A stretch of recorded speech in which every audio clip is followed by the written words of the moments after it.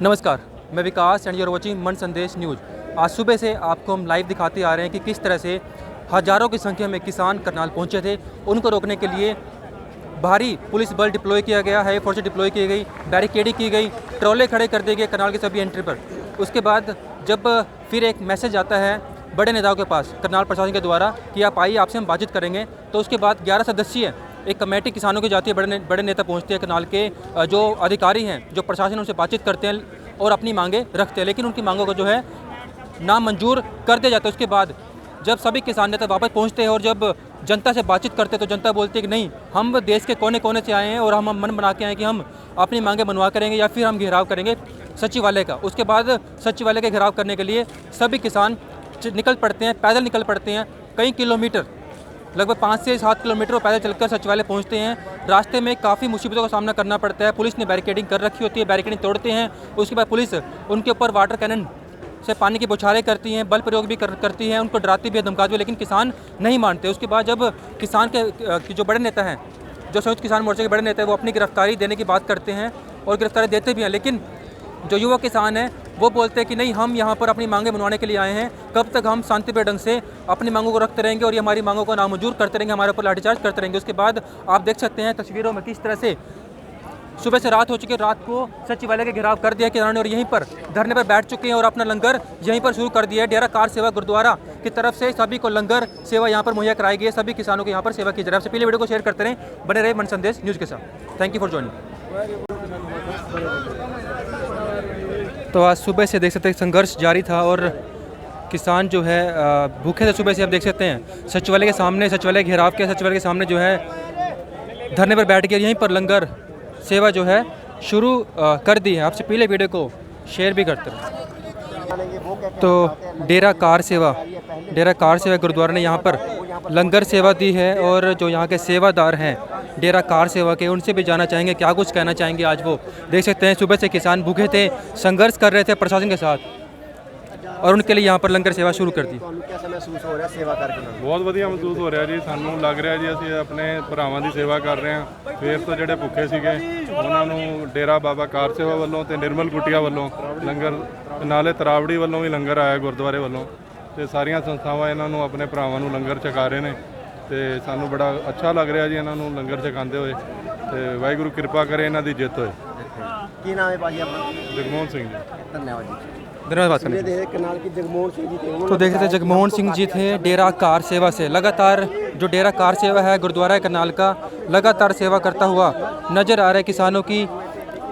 Singhu border पर भी, टिकरी border पर जहाँ भी बात करें वहाँ पर लंगर लगाते हुए नज़र आते हैं करनाल के डेरा कार गुरुद्वारा से सेवादार। आपसे पहले वीडियो को शेयर करते रहें और बने रहें मन संदेश न्यूज़ के साथ। कुछ किसान हमारे साथ मौजूद हैं, उनसे एक बार बात कर लेते हैं। मैं आज आपने देखा जिस तरह करनाल की कर्म धरती पर किसानों का एक तूफान बनकर आया और जिस तरह प्रशासन उन पर दबाव बना रहा था कि हमने इतने हज़ार पैरामीटर लगा दी, इतने कर्मचारी लगा दिए, हम कानूनी कार्रवाई करेंगे, धारा 144 लगाई। आज किसानों ने धारा 144 भी आपके सामने टूटी और जिस तरह किसानों का हजूम मंडी से पैदल चलकर कितने बैरिकेड तोड़ता हुआ, पानी की पिछारों की परवाह करता हुआ जिस तरह आकर लघु सचिवालय के आगे बैठा है, आप सामने देख रहे हैं।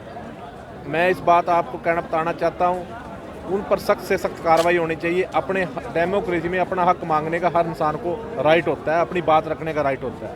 आज किसान 9 महीने से केंद्र की सरकार को कोस रहा है कि हमें 3 काले कानून नहीं चाहिए, ये धक्के से थोपे जा रहे हैं। उन्हीं मांगों को लेकर आज लगातार, चाहे असार की बात करें, चाहे टवाना की बात करें, चाहे मुजफ्फरनगर रैली की बात करें, लाखों की संख्या में किसान दिन रात सड़कों पर है और जब तक किसान सड़कों पर रहेगा ये तूफान इसी तरह रहेगा और अपने हक लेकर ही मुड़ेंगे और अपने हक लेकर ही जीतेंगे।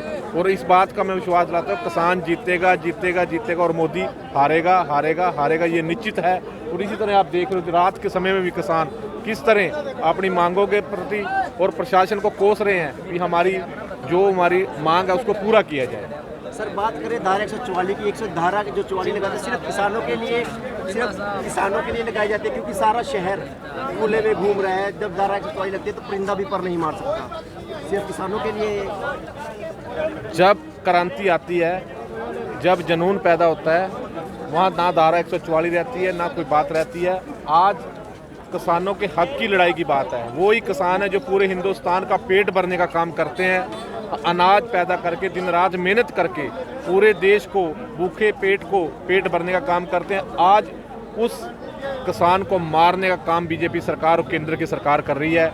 इस किसी कीमत पर ये बर्दाश्त नहीं होगा और ये लड़ाई और हमारी जंग इसी तरह चलती रहेगी। जंग उसी समय जीती जाएगी जब तक आखिरी दम तक सांस रहेंगे। आपने देखा 600 से ऊपर शहादतें हो गई हैं। उनकी शहादत का मोल पड़ेगा, एक एक कतरे का खून का मोल पड़ेगा और किसानों की हक की लड़ाई जीती जाएगी।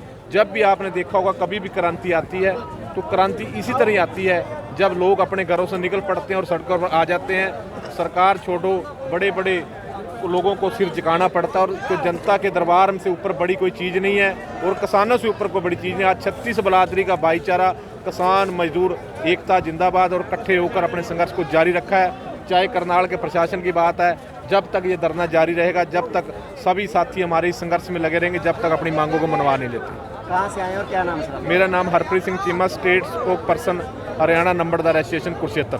धन्यवाद। से बात करने के लिए करें वहीं पर पुलिस प्रशासन भी पीछे हटने को तैयार नहीं है। बड़े अधिकारियों की पालना, नियमों की जो पालना है उसको ध्यान में रखते हुए अपनी ड्यूटी भी निभा रहे हैं। भूखे प्यासे सुबह निकल जाते हैं, रात का पता नहीं वापस कब गुजर आना है, लेकिन अपनी ड्यूटी भी बेखूबी निभाते नजर आ रहे हैं। पुलिस के बड़े कर्मचारी भी यहाँ पर पहुँचे, अधिकारी भी पहुँचे हैं और ड्यूटी को अपनी ईमानदारी से निभाते नजर आ रहे हैं। तस्वीरें हैं करनाल के सेक्टर 12 सचिवालय की। खबर को साथ शेयर जरूर कीजिएगा क्योंकि पुलिस प्रशासन के भी दो रूप होते हैं। जहां हम पुलिस को हर वक्त गलत तरीके से गलत नज़रिया रखते हैं कि पुलिस सिर्फ लाठीचार्ज ही करती है। लाठीचार्ज जो छोटे कर्मचारी होते हैं उनका मजबूरी बन जाती है। जब तक उनके बड़े अधिकारियों का उनसे ऑर्डर नहीं आता तब तक वो लाठीचार्ज नहीं करते, क्योंकि वो भी उनमें से भी कई पुलिस कर्मचारी ऐसे हैं जो किसान के बेटे हैं। खबर को साथ साथ लाइक और शेयर करना ना भूलें। सेवा गुरुद्वारा की तरफ से सभी को लंगर सेवा यहाँ पर मुहैया कराई गई है। सभी किसानों को यहाँ पर सेवा की जा रही है। सबसे पहले वीडियो को शेयर करते रहें, बने रहे मन संदेश न्यूज़ के साथ। Thank you for joining.